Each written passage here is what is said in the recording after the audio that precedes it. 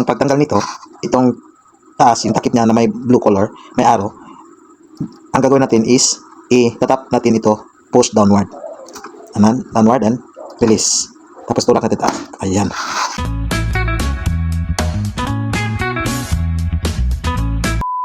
So ayan mga kaibigan, magandang gabi. Ngayon ay meron tayong ayusin dito. Iniwan pala dito sa atin kasi nagka-problema yung printer nila. Shoutout pala sa Rizal Central School kay Ma'am Principal. So yung problema ng printer nila, by the way, ito ay HP SmartTank 6115. So ang rason bakit nila ito iniwan kasi nagka-problema. So inilagay nila ito, cannot print cartridge problem.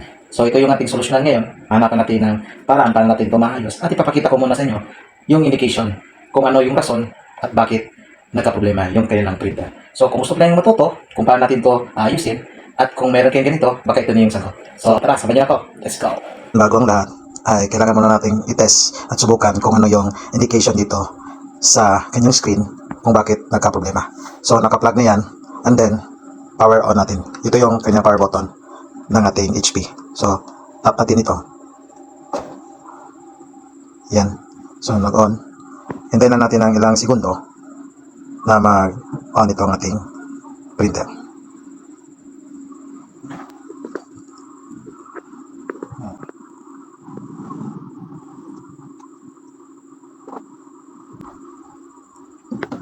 So, okay na. And then, ito na yung kanyang indication. Cartridge problem. Tapos, meron pa dito sa baba. Remove and reinstall the indicated cartridge. And then, swipe up natin. If this message continues to appear, replace the indicated cartridge. So, testing natin na i-reinstall yung cartridge. By the way, paliwanag ko muna. Pag ganito yung indication sa screen niyo, it means ito. Ito yung palatandaan na yung problema, yung ating black cartridge. Ito, pag ganito. So, testing muna natin i-reinstall kasi ito yung kanyang command. So, ang gagawin na ninyo, pag reinstall ng ating cartridge, ay we need to open this. Buksan muna natin itong kanyang takip dito sa harap. Ito. Ayan, buksan lang. Ayan. And then, meron diyang nakasulat sa screen. Door open, the cover or door must be closed to continue. Disregard it. Dito tayo sa baba. Meron pa siya ditong nakasarado. Ito. So, ang gagawin lang natin ito. Hilahin lang ito. Downward. Ayan. Okay, so yun na. Pag nabuksan natin lahat, kita nyo may dalawa. So itong una, ito yung colored cartridge. Ito pangalawa, ito yung black cartridge. So ang gagawin lang natin dito at i-reinstall ulit. Ito lang black kasi black yung naka-indicate dito sa screen. So ang pagtanggal nito, itong taas, yung takip niya na may blue color, may arrow. Ang gagawin natin is i-tap natin ito, push downward. Anan, downward and release. Tapos tulak natin taas. Ayan. Okay. Na-open natin yung kanyang lock sa taas. Tapos itong unang cartridge, ito yung black. Ito yung black yung ating i-reinstall. So, ang gagawin, tap natin yung pinaka-tap or pinaka-dulo dito ng cartridge. Tap natin and push downward. Okay. Ayan. Rinig niyo, may click. So, it means tanggal na yun. At hilahin natin palabas. Ayan. So, ito na. Ito yung nagka-problema. Yung black cartridge. Kung same pa rin yung problema, ayaw mawala yung application dito sa screen. So, we need to replace it. But, subukan muna natin. Baka ma-okay siya. So, reinstall natin. Okay, reinstall natin. Tulak lang natin. Balik. Then, tulak patas. Ayan.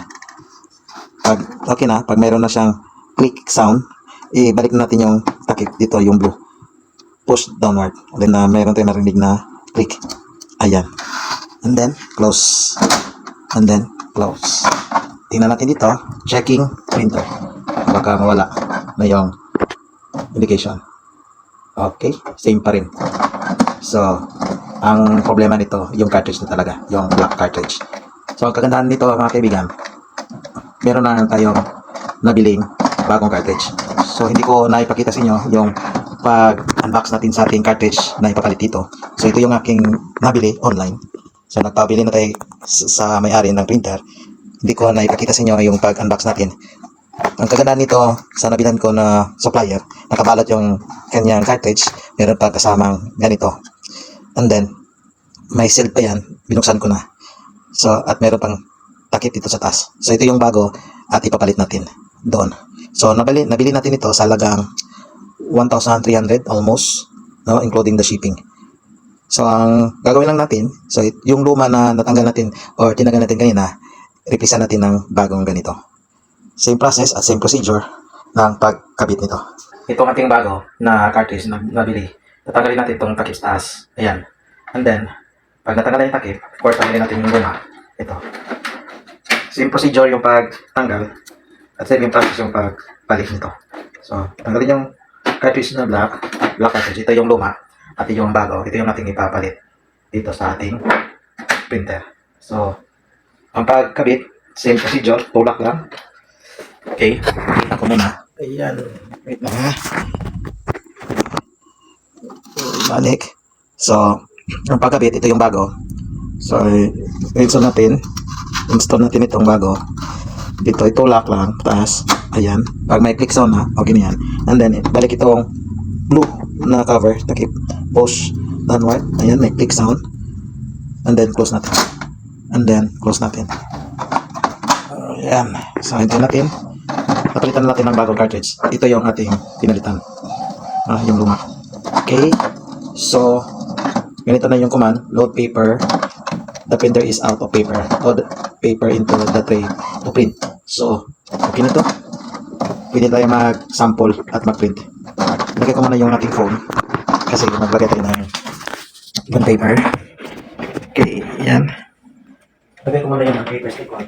Kasi may command. Kung paglagay ng paper, ito yung paper.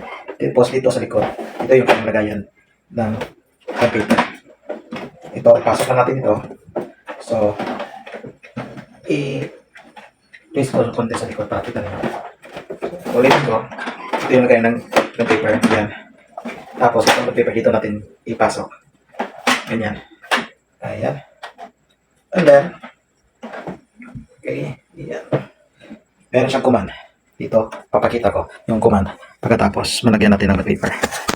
Okay, dito, malagyan natin ng paper. Tapos, ito ng command sa ating screen. Load plain white paper in a tray. Then touch OK to start alignment. Okay. Printing the alignment page. Oops. Kaya tayo buksan. Ayan.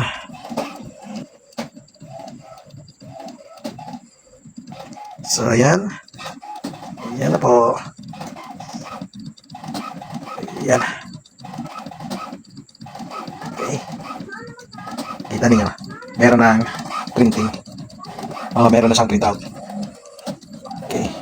Tapos, may colored. Walang problema. So, goods. Testing natin dito. Mag-print ng nozzle. So, ang gagawin lang, swipe lang natin ito. Hanapin yung back natin. Hanapin natin yung settings. So, pag nakita niyo yung settings or setup, tap natin ito. And then, dito tayo sa tools. Then, dito tayo sa clean cartridges. Tap natin yan. Pag na-cleaning na siya, hintayin lang natin na mag-print yung ating printer at lalabas dito yung kanyang printout. So, makikita natin doon sa kanyang printout kung mayroon bang problema sa printing ng colored at saka black.